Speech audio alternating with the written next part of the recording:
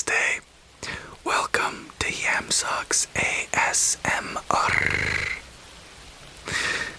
Welcome to our third episode in reading through the Bhagavad Gita, ASMR style, where we whisper it. Last episode we read the first chapter, which was all about setting the scene. And the first episode was just an introduction. If you haven't listened to either of the two episodes before, I recommend listening to the introduction.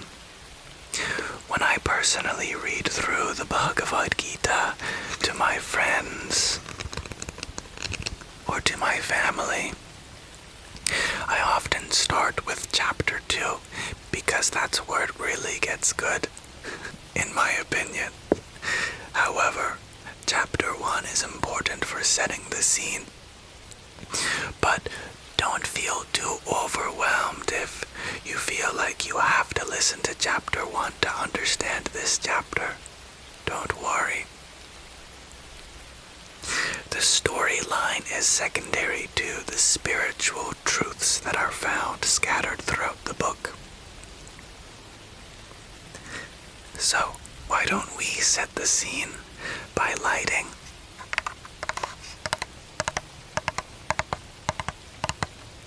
some incense.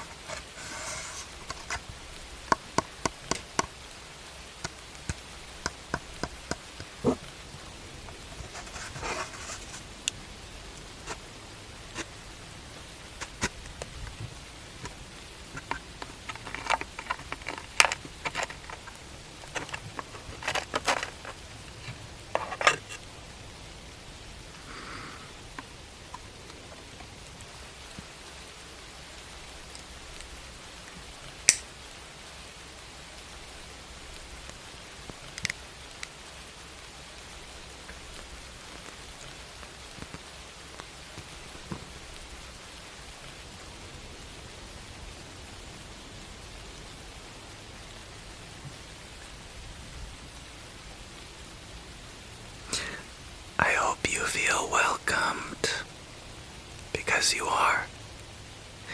This is a safe space for you to feel relaxed. Everything is okay. You are accepted just the way you are.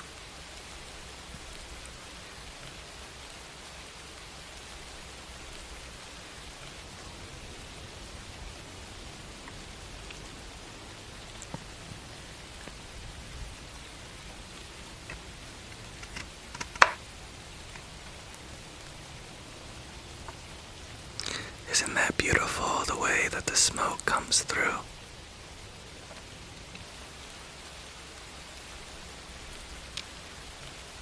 Now, let us continue with our casual read through the Bhagavad Gita. When we left off, Arjuna, the protagonist, had asked Krishna to bring his chariot to the front lines of the battle. And upon seeing his enemies, he realized that they were not really his enemies. This is a battle between two sets of cousins over the throne. And so he recognized that he was going to be fighting his family, and so he was filled with empathy. And he started monologuing to Sri Krishna, his charioteer, how bad he felt about this war. And he took refuge at his feet, because Arjuna is one of the few people that know that Krishna is not just one of the family members, but the divine personality of the universe. I think you'll really like this chapter, but it starts off a little interesting. This is chapter 2, an introduction to yoga. How fascinating is that? Even the chapter title alone. Here we have a battle going on, and in the first chapter Arjuna was lamenting over what to do, and the second chapter is an introduction to yoga. How fascinating. The second chapter of the Bhagavad Gita deals with the yoga of transcendental knowledge. It can also be viewed as a summary of the main contents of the upcoming chapters. Yoga is the science of attaining oneness with the Supreme Source. One who strives to attain such oneness is a yogi. In this chapter, Lord Krishna provides an introduction to the various concepts of yoga: jnana, right knowledge; karma, right action; dhyana, right meditation; and bhakti, right devotion. He informs us also about our genuine nature and introduces us to our true identity. He also explains what our true purpose in life is. This chapter also contains a brief overview of the most significant mental attributes for seekers to cultivate and avoid. All this makes for a very important chapter from a spiritual seeker's perspective. Let us now dive into the content of this chapter. Sanjaya, the narrator, says to the king, the blind king Dhritarashtra, to him who was thus overwhelmed with compassion, Arjuna, having eyes filled with tears, lamenting, Madhusudana, Krishna spoke these words. Here, Lord Krishna says to Arjuna, O Arjuna, in this perilous condition, from where has this impure despondency come upon you? Suitable only for unenlightened people, which brings dishonor and does not lead to heaven. Do not yield to this impotence, O Partha. It does not befit you. Forsake this petty weakness of the heart, O Parantapa, arise. How curious. Here Arjuna was speaking sincere words of wisdom about his empathy for having fought in this battle, or going to fight in this battle, and having brought his fellow family members to fight. And yet, Krishna is saying that this is a weakness. It's very interesting. If you're like me upon hearing this for the first time, you're probably confused and a bit cautious. But I trust that you will have the patience to listen through this chapter, and by the end of it, you see how miraculous this shift of perspective comes. Arjuna replies, very practically. Arjuna is a very practical spiritual seeker, and he's not afraid to ask questions to his guru, his god. That's one thing I particularly like about the Hindu tradition, even though this isn't any denomination, is that never once do any of the characters just blindly believe in the words of their guru or god. They're constantly asking questions. Are you sure this is the right way? And in response, for example, Krishna never says, yes, you have to do it this way. Oftentimes he ends a verse with, this is just my opinion. I love that. It's just God's opinion. he's allowed to have opinions which are different from yours. So, Arjuna inquires further. O Madhusudana, O slayer of enemies, how can I, in combat, fight with arrows against Bhishma and Drona, who are worthy of worship? It would be better for us to live in this world by begging than to live by slaying my most noble mentors. But by killing the superiors, surely the wealth and the desired objects that we would enjoy in this world be tainted by blood. We do not even know which is better, that we shall win conquering them, or that they shall conquer us. Standing before us are the sons of Dhritarashtra, after killing whom we certainly shall not wish to live ourselves. My mind is overpowered by weak pity and is confused about my duty. I implore you to tell me for certain which is the best path for me. Now I am your disciple. Please instruct me, who has taken refuge in you. I just cannot find anything that can, even after attaining a prosperous and unrivaled kingdom on earth, or even supremacy among the gods, drive away the sorrow that is burning my senses. Some commentary. This is the sign of a true devotee. In times of crisis and confusion, a true devotee of the Lord surrenders completely to him, demonstrating complete trust in his master. He knows that only he can provide him with the best solution to his problems. This type of submission is not cowardly. Rather, it is made in the understanding of the Supreme and is thus absolutely pure. So here, Arjuna is admitting that there is a difference in understanding, but surrenders to the fact that if he instructs him further, then understanding will come. Our great narrator, the seer Sanjaya, continues to Dhritarashtra.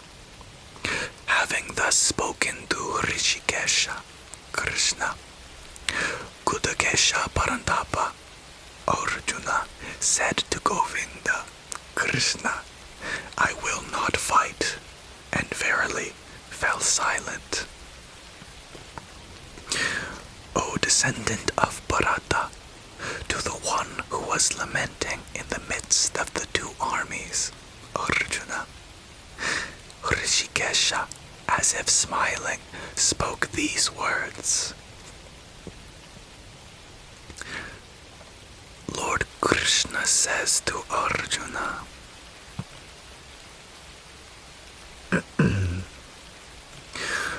while you speak words of wisdom, you are grieving for those who are not to be grieved for. The wise mourn neither for the departed nor for the non-departed. But never indeed I at any time did not exist, nor you, nor all these rulers of men, nor verily will any of us ever cease to exist hereafter. As boyhood, youth, and old age are for the embodied soul, similar is the attainment of another body. This being so, a wise person is never bewildered seeing such changes. O Kaunteya, the contacts of the senses with the objects producing the ideas of heat and cold, pleasure and pain have a beginning and an end, and are non-permanent. Endure them, O descendant of Partha. Verily, that person whom these sensory perceptions do not afflict, O best among men, the firm person who remains steady in sorrow, oneness, they are alone considered eligible for immortality, liberation. Verily, that person. Oh, we just read that verse. The unreal, the body, has no existence. The real, the soul, has no non-existence. Verily, the ultimate truth about both these is realized by the seers of the truth, the realized sages.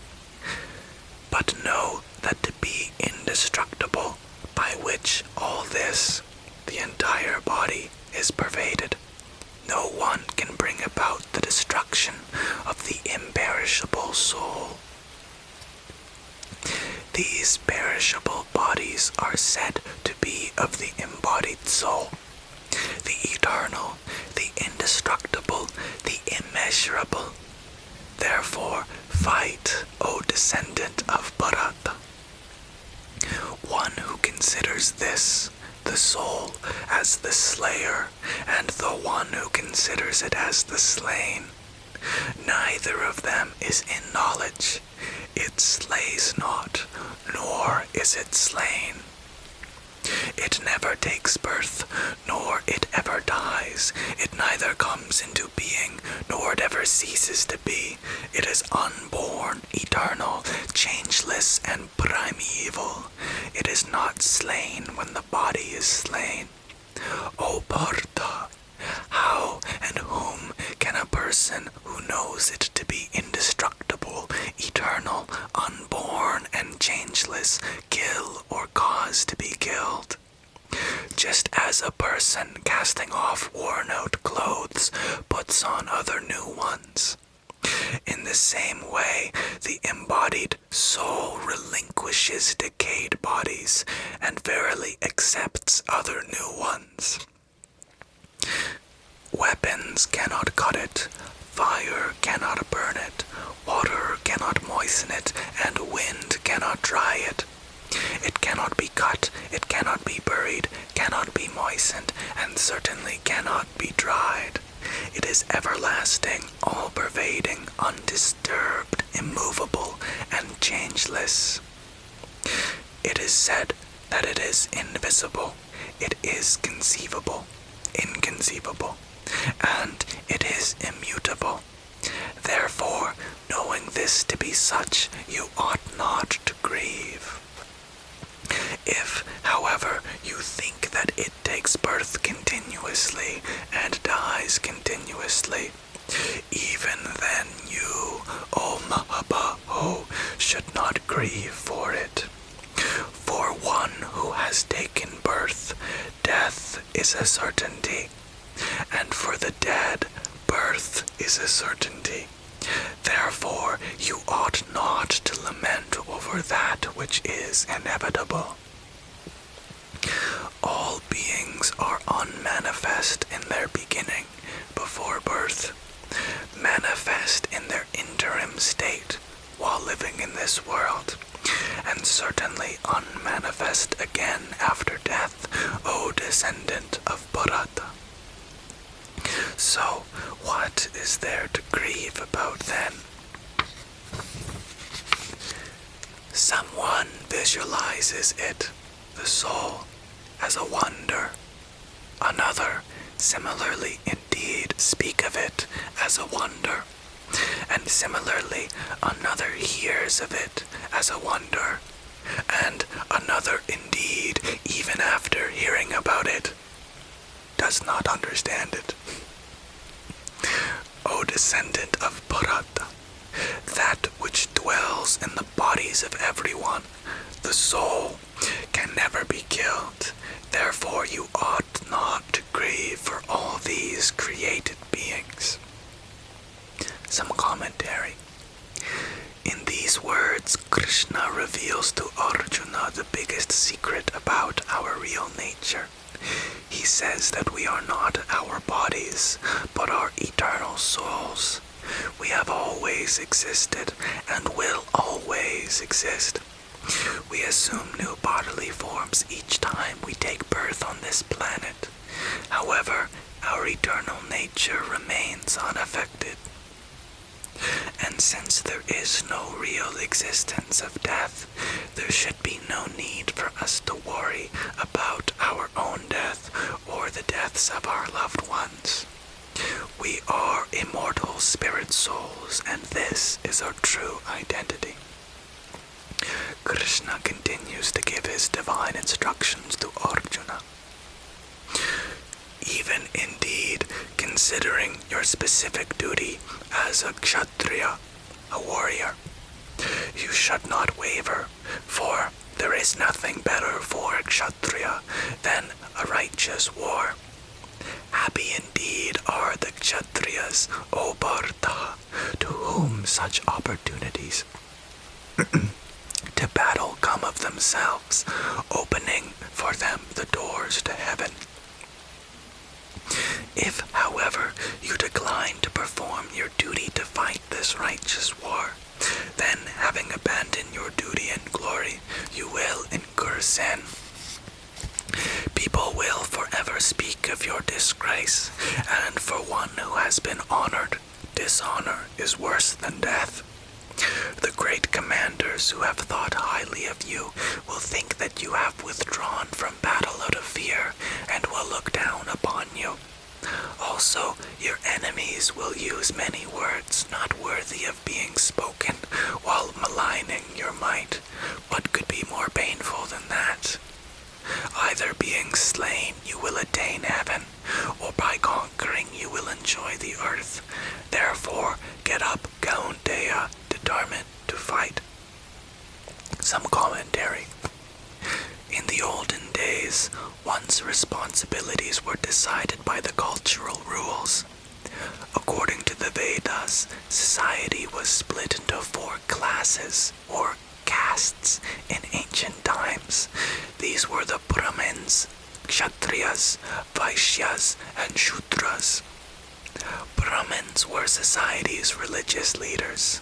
Kshatriyas ruled and managed the state and protected its people from enemies and other threats. Vaishyas were merchants and farmers, and Shudras were the laborers that served the other classes. Individuals in each of these castes had to adhere to their assigned responsibilities. For example, Arjuna was a Kshatriya. When he saw his loved one standing on the opposite side of the great war of Mahabharata, he lost his composure out of compassion for them and refused to fight. However, a Kshatriya's mandated duty was to fight for righteousness, and a Kshatriya with integrity could not refuse to fight in battle, even if it meant inevitable death. Since Arjuna was perplexed and had forgotten his duty, Lord Krishna sang his eternal divine song, the Bhagavad Gita, to help him, to educate him about spiritual truths, and thus help him regain his calm and sobriety. Lord Krishna explains here that spiritual advancement is only possible for those who religiously engage in their prescribed duties. Avoiding one's responsibilities is a surefire way to spiritual degeneration. Renunciation is recommended only for fully realized souls, not seekers. So, it is clear that one should do their best to fulfill one's responsibilities. Even though our society is no longer divided into such castes, we all have our chosen responsibilities to fulfill, and we need to make sure we perform them to the best of our abilities. Krishna then goes on to emphasize how important it is to carry out one's responsibilities effectively without wishing for any particular outcomes. And I will add, before we jump into the Bhagavad Gita again, that instead of thinking about a war that you should be fighting, maybe you could think about social causes that are still worth fighting for. Oftentimes there are reasons that are valid to fight, and it's your duty as a member of whatever you identify with as your community to fight for noble causes and to protect your community. Now, he also adds, Krishna, that your duty is actually a blessing, and he gets into that later on in the book more deeply. But it's important that we do our duties without attachment to the outcome, and this is the subtle point that makes it all make sense, in my opinion. He says, make happiness and sorrow, gain and loss, victory and defeat the same. Then fight for the sake of fighting. By doing so, you will not incur sin. This knowledge has been imparted to you through the analysis of concepts.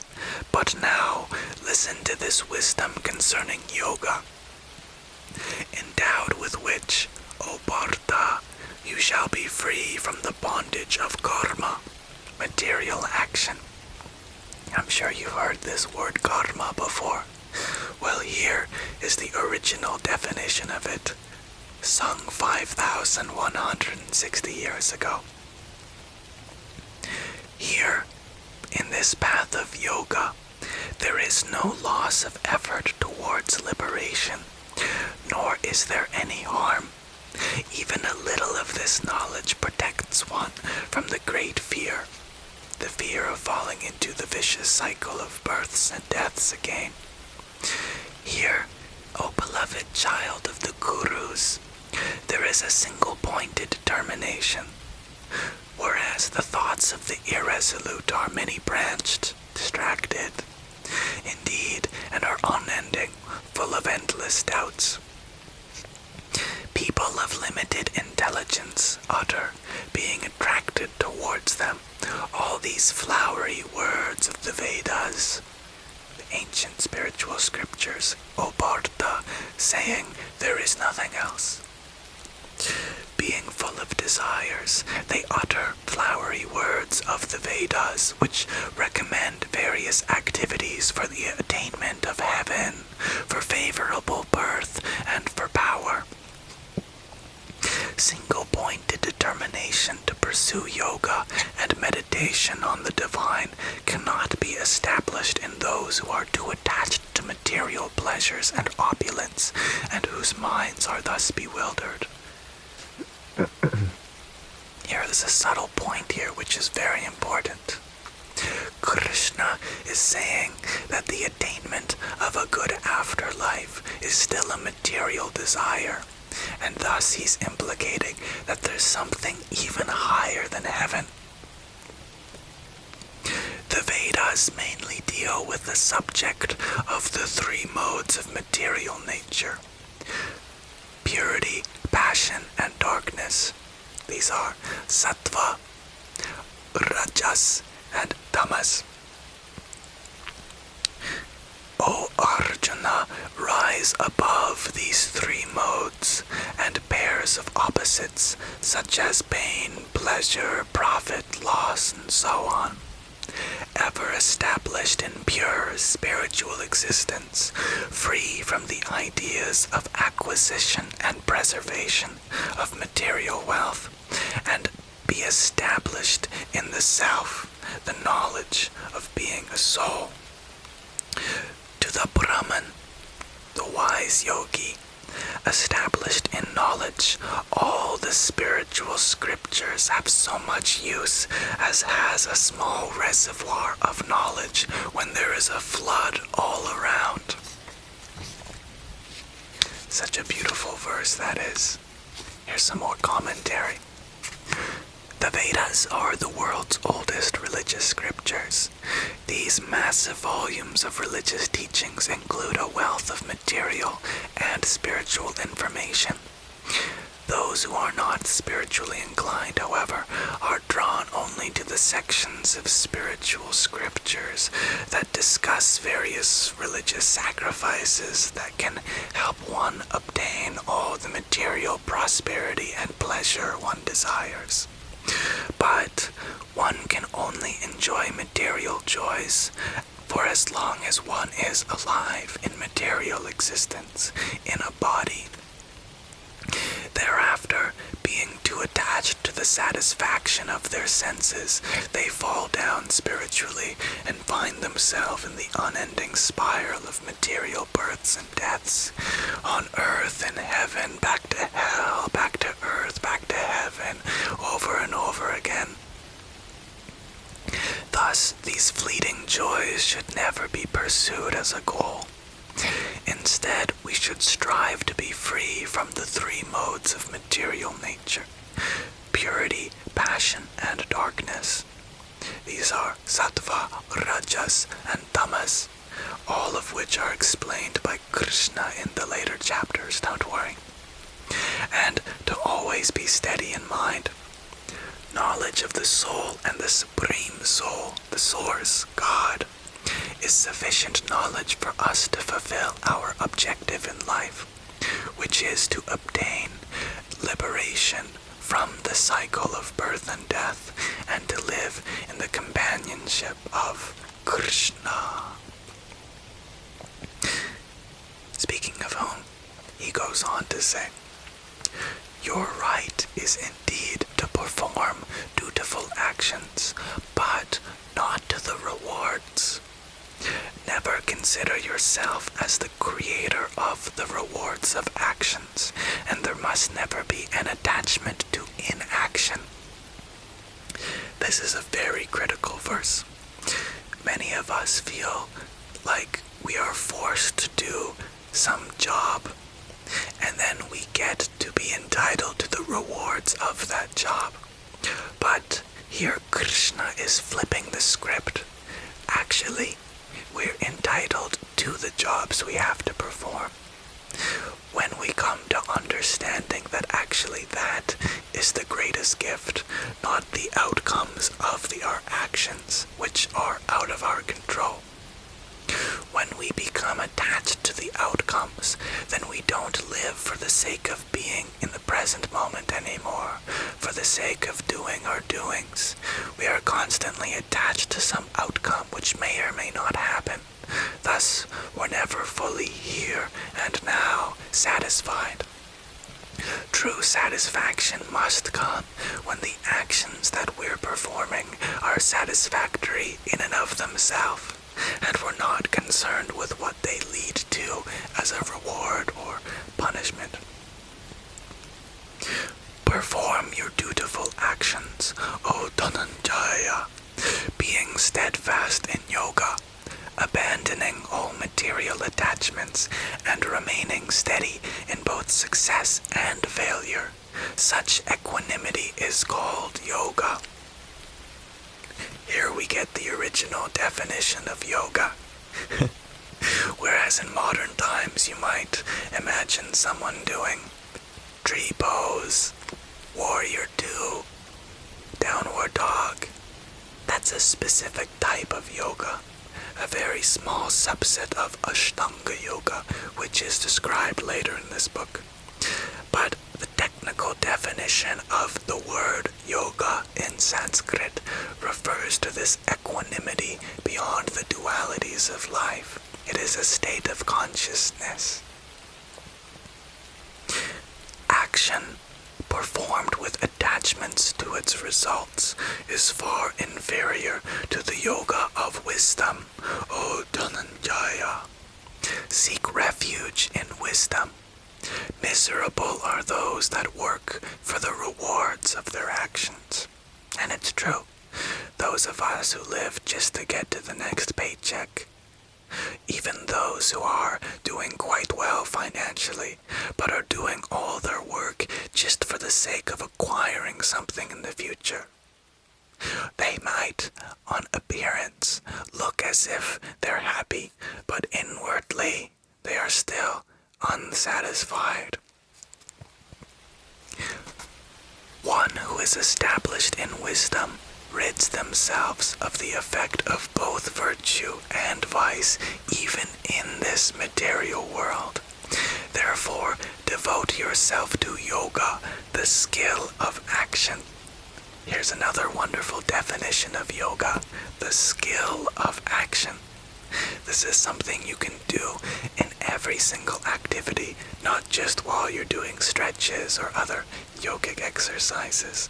While you're walking, while you're talking, while you're praying, while you're meditating, while you're washing dishes, there is a yogic skill of action on the level of consciousness. There is another point here which is important, which is that Krishna has alluded to liberation being possible in this life. Many people seek liberation as if it's something that's awaiting us after this life. But again, we'd be making the same mistake of pursuing something that's outside this present moment. So, liberation is not waiting for you in a future point in time, nor after this life. It is within this moment that all things are possible. The masters of the mind, established in wisdom, having abandoned rewards produced from actions, and thus freed from the bondage of births, attain the state beyond evils, by reaching the holy abode of God, consciousness. Some commentary. Thus, Lord Krishna explains to Arjuna the essence of karma yoga, which is engaging in one's prescribed duties with no desire for favorable results. This often seems counterintuitive to many seekers. Why in the world should one work without any expectations of getting favorable results? Since childhood, we've been taught to act with the end in mind. A third of the self-help books in bookstores claim to teach the best way to achieve one's goal. Whatever the activity is, small or significant, it must have a goal or an outcome that serves as an incentive to carry it out, right? And then there's Krishna, oddly telling us to forget about the outcome and just keep performing our duties. How can this be logical? We must understand that Krishna never suggests ignoring the outcome. He suggests we stop worrying about the outcome. In other words, he advises we should act diligently, but that should be the extent of our concern. To pass the test, a student must prepare diligently, but their action is the only thing they should be concerned about. There should be no need to be worried once they have taken action and given it their all. They have no control over the outcome. Concerning ourselves with the consequences of our actions ties us to this world. If you are worried about the consequences of your actions, it shows that you believe that you are in control over this Maya. On the other hand, right action, though does not guarantee immediate positive outcomes, does guarantee a positive move toward freedom, which is a much better outcome than anything we might hope for. Krishna continues imparting the enlightening divine wisdom to Arjuna, and through him to all of us. He says, "When your intellect crosses the darkness of delusion, then you shall become indifferent to all that is yet to be heard, and all that has already been heard." All kinds of past and future material experiences of the senses. When your mind, though bewildered by all that it has heard, stands fixed and steady in the soul, then you will attain yoga, self-realization that arises from wisdom. Some more commentary.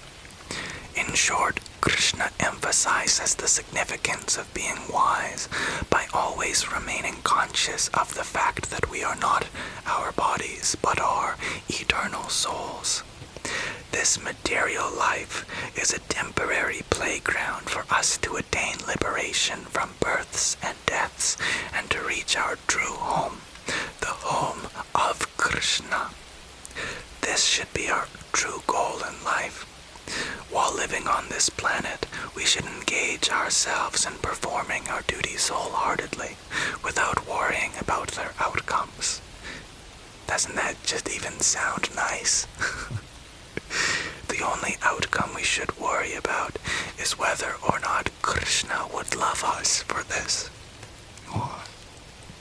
As a result, we will always remain steady in mind without being disturbed either by the objects of sense pleasure or by the external situations of joy and sorrow. This is the highest form of wisdom.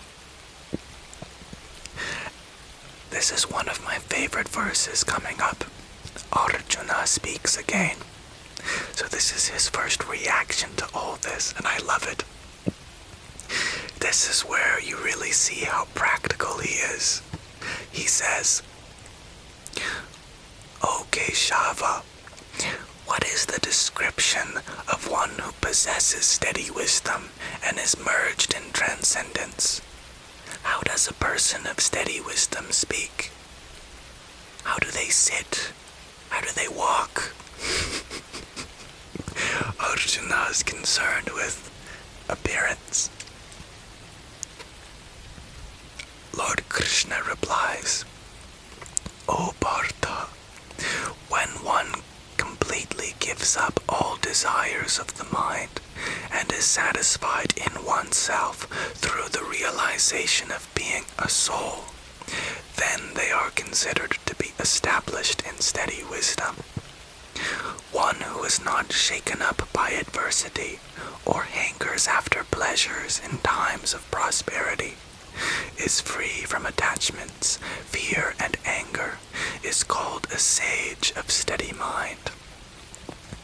One who is free from attachment everywhere, neither joyous in obtaining anything good nor hateful on meeting anything bad, is established in firm knowledge. Also, when they, like a tortoise withdrawing its limbs within its shell, withdraws their senses from the sense objects, then their wisdom becomes steady. The sense objects, turning away from the one who abstains from them, leave behind the taste, the longing for them in their mind. But one who beholds the Supreme in their mind through devotion is freed even from the taste. The turbulent senses, O Kaunteya, do forcibly carry away the consciousness of one discriminating intellect, even while they are striving diligently to control those senses. Restraining all their senses, fully controlled, one should concentrate on me. One whose senses are under control has a steady consciousness. While brooding on sense objects, a person develops attachment to them. Such attachment produces lust. From lust arises anger because of non-satisfaction. From anger comes delusion due to the resulting mental disturbance. From delusion arises loss of memory about one's true identity. From loss of memory arises loss of intelligence, our sense of discrimination between the real and the unreal. And from loss of intelligence, one perishes, falls down in their spiritual progress. Here is, in two verses, a single description over the hierarchy of all suffering we experience. However, a person of restraint, roaming among objects of sense pleasure, but having their senses in control, being free from both attraction and repulsion, attains peace. In that blissful state, all pains are destroyed, for the intelligence soon becomes well established. There can be no wisdom for the unsteady, nor can the unsteady have the ability for meditation on the Supreme. And for one without meditation, there is no peace. How can there be happiness for one without peace? One's power of discrimination is driven away when the mind focuses on the wandering senses, just as wind sweeps away a boat off course on the water. Therefore, O Mahabaho, their intelligence is steady, whose senses are absolutely restrained from sense objects. The self-controlled person keeps awake during the time which is night to all beings. That time during which all beings keep awake is the night for the conscious sage. This is a bit of a metaphor. That person attains peace into whom all desires enter, just like the waters enter the ocean, which remains ever undisturbed, even while constantly getting filled, not the one who savors such desires. That person attains peace who, giving up all desires, moves about without longing, devoid of the ideas of I, identifying themselves with their mortal body, and mine, material ownership. O Partha, this is the state of being established in the Brahman, the supreme ultimate reality. Being established in this state, one never gets deluded. Becoming thus situated even at the moment of death, one attains oneness with the Supreme. Thus, Lord Krishna, in these wonderful words of wisdom, enlightens all seekers about the path to attain him. A crucial requirement to become liberated is to give up all desires of sense satisfaction and attachment to the material objects, such as desires and attachments never allow us to concentrate on our divine goal as such. We must also strive to achieve mental stability and tranquility by realizing that emotions arise from sense perceptions, and thus we need not be affected by emotions of any kind. The Lord reveals that the best way for us to attain freedom from senses and emotions is to keep our focus on Him. When one falls in love with Krishna, one never has to struggle for freedom from their senses and the constant flow of the seemingly positive and negative emotions. Because of their conscious nature, resulting from regular practice of this knowledge, a true yogi, one who strives for oneness with the Supreme, has a radically different perception of everything than from that of an ordinary mortal. This is the state we should strive for, as it clears the path to the kingdom of Krishna. And with that, we'll end Chapter 2, an introduction to yoga. What a fascinating introduction to yoga that is. Probably very different than a yoga class here in the West. This ancient book delivers wisdom in its original form, but don't feel overwhelmed by it. This was only the first chapter of the concept of yoga. The rest of the 12 chapters or more deal with this concept in more and more clarity. So if there's something you're unsure of, that's quite natural. And by patience and consistency of reading through this book with me, I'm sure by the end of it, you will feel so much in knowledge, but also so much in humility of how much you have yet to explore. And that's a very good feeling, don't worry.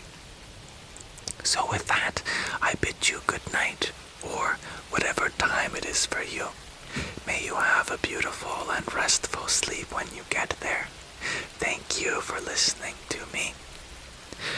This video was sponsored by viewers like you. If ever you wish to help in the kind of content I make, I have one opportunity for you tonight. As my name suggests, I go by Yam Socks, and if ever you wish to have your own pair of Yam Socks, in the description I'll have linked to my link tree, and in there you'll find my store page. This is a great way to support me and get something in return. A cozy pair of socks with cute yams all over them.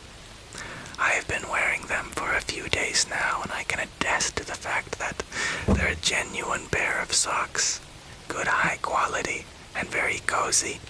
I love socks. And I love being cozy. It is never expected, but that's just an opportunity for you, should you wish to take it. No worries either way. Namaskaram, and may you have a beautiful rest of your present moment.